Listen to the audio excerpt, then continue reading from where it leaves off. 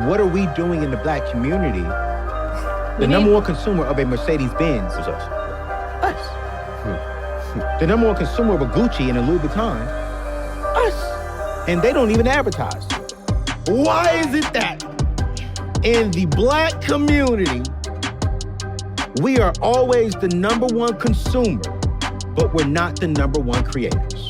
So you just said it, the fact that there's consumers and creators. For so long, we assume success based on consumption. Welcome back to Closing the Gap, the Truth About Black Wealth. Of course, I'm your host, Mr. Wilbert Hamilton, owner and founder of Hamilton Wealth Advisors. Of course, I'm here with my man Francisco, Master Barber Extraordinaire, the man to keep my beard tight and right, all day and every night. So, he's master at what he does. I'm always thankful and grateful to have him. Thankful for the relationship that we've grown. I've watched his growth. I've watched his maturity. So I'm proud to see him doing what he's doing, growing to multiple shops. But with multiple shops comes multiple challenges. Definitely. More people, like I say, Puffer said, more money, more problems, but more people, more problems as well. So all those things kind of come with it. So, as you've been on this journey, not only, multiple shops, in the Huntsville, Madison area, what is one of the, biggest lessons or biggest hurdles, you've had to kind of deal with along the way?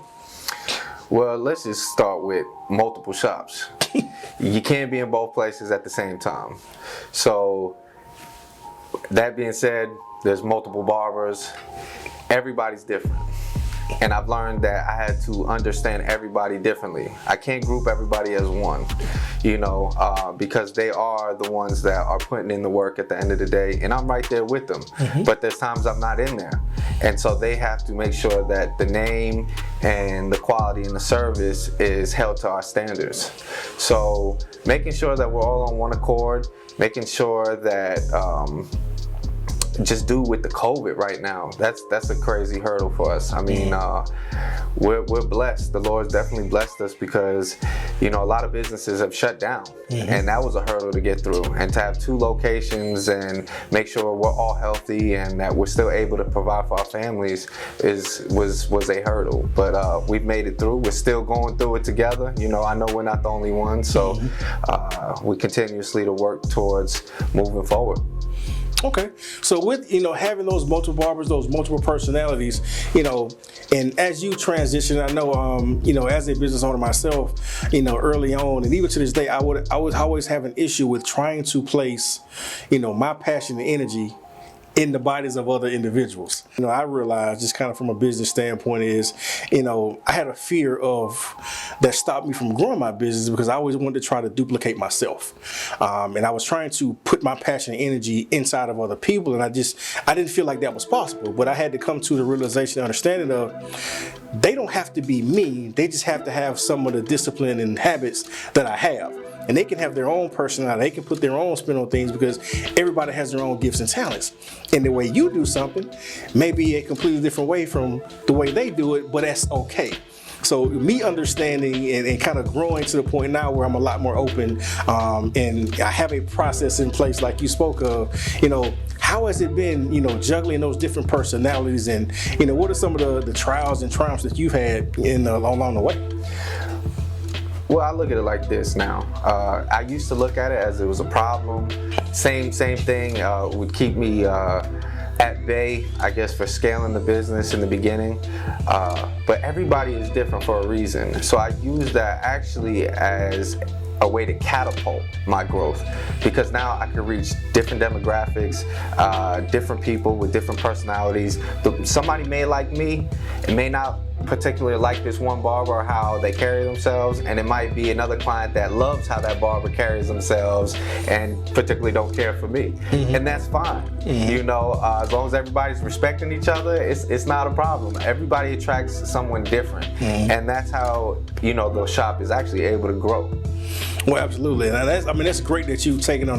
That's one of the areas I feel like I've struggled in from a growth standpoint. I've hindered my own growth with that, I believe, in ways. And that's something I've just kind of come to the realization and understanding of how to be comfortable, being uncomfortable myself.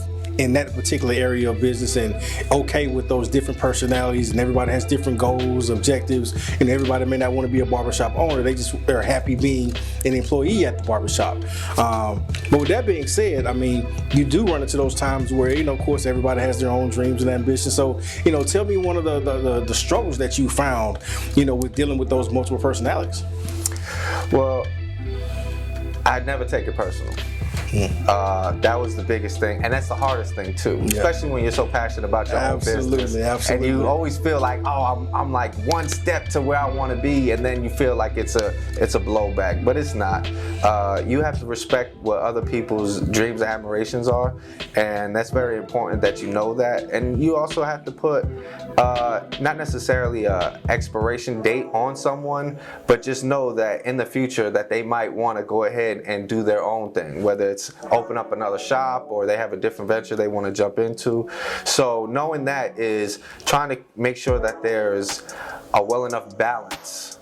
So just in case someone does leave, that we don't skip a beat. And that's one thing that I've learned recently is I don't even personally have to be there, and the ship will run itself. So that's the type of processes that I know, it's a feel-good feeling, like, okay, I don't even have to be here and it's running smoothly.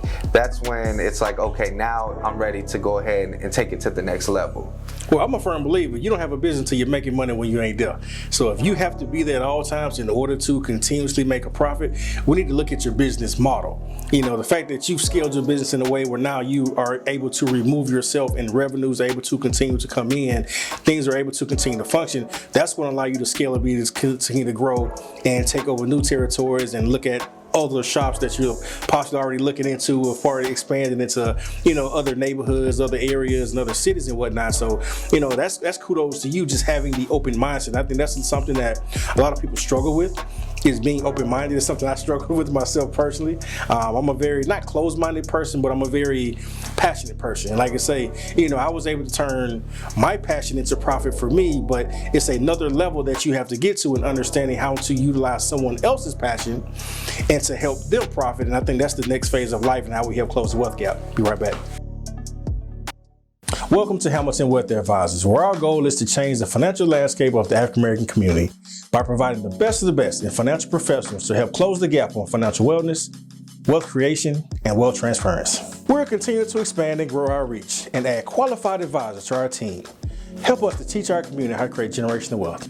We're looking for passionate, selfless, and professional advisors that pride themselves in the core beliefs that education plus expertise leads to proper execution. So if you think this opportunity may be for you, ask yourself this question: what is your why? And if the answer is you want to be a professional successor advisor that makes a positive impact in the lives of all you come into contact with, contact us about joining our team today. As we look to move forward, continue to be a blessing to those who would never come into contact with by creating a successful financial plan today.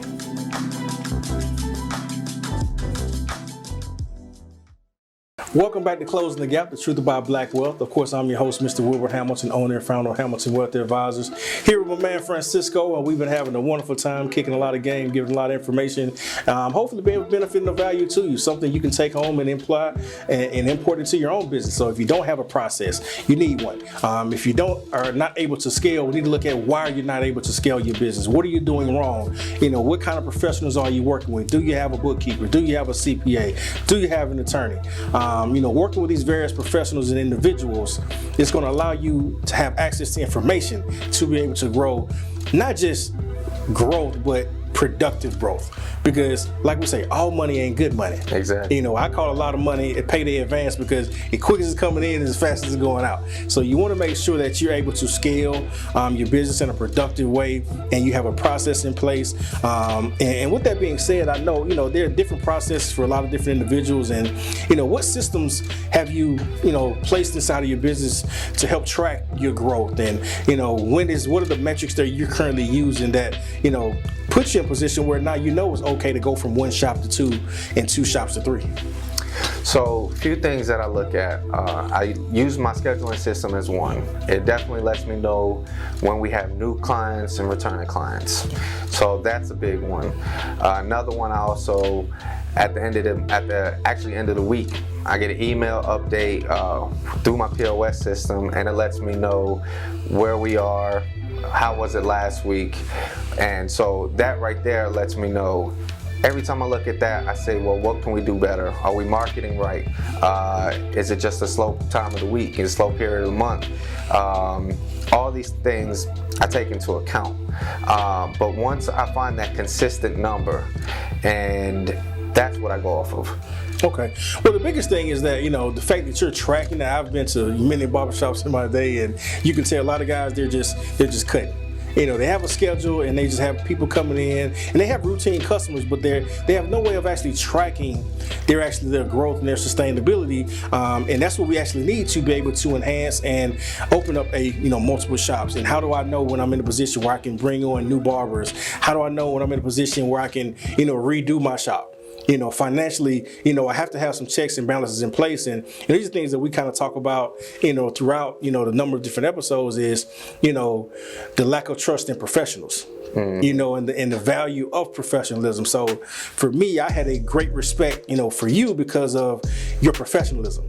The way you handled yourself from the first time I sat in your chair and every time thereafter, it was the same level of professionalism and that consistency.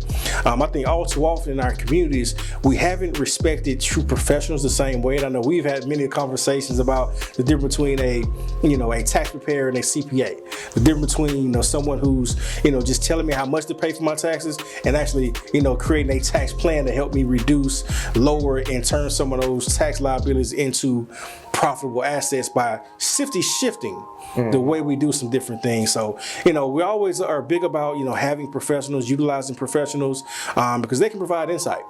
I've had, like I say, several barbers, throughout the course of my lifetime, and all of them were different. And not to say that all of them are different in a bad way, but just, all of them were different as far as the way they looked at their business. I could walk in their shop and one barber, he was a barber inside of the shop. Another barber I had, he had his own shop, but he wasn't a true professional in his craft. He just enjoyed cutting. He was just someone who naturally grew and organically grew to a point where say, it makes sense for me to have a shop, and I wanted to provide a barbers, but he never tried to scale it. And then of course, in your situation, I walk into your shop and it's creme de la creme. You walk in, it's flat screens, it's, the beautiful ambiance, the look, the smell, the feel. It doesn't feel like a traditional barbershop in the sense of, we just kind of in there hanging out, even though we do that, but just the feel of it, it felt more professional, but it still felt warm at the same time. And I think that's hard to do for a lot of people, but I think you're able to pull it off because of the level of professionalism and consistency that you bring. It allows people to feel more comfortable and at home. So it's easy for someone to return into a business and start to feel at home because of the level of service they're receiving. So that's, kudos to you and what you're doing. I love the growth. I love the progress. And I've been able to learn and, from you in different ways, and being able to, because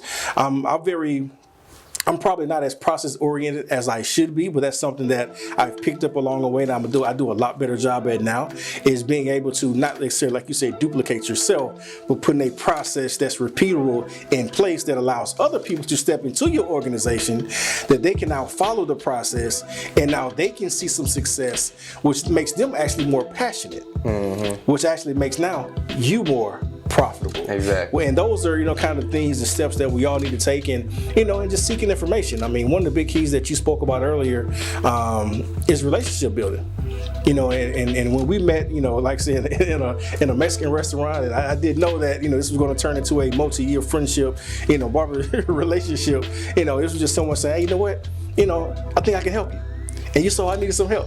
You could tell I did have a barber, in the area, and he set me down, and he got me right, and he didn't charge me. So he was willing to give, to show that, I'm willing to earn my keep. And from that point forward, I didn't have a problem paying whatever he asked, plus tip. Because now I saw you had a servant's heart, and you weren't just in it strictly for a profit. You were there to actually help, service, and provide great value. Be back in a minute.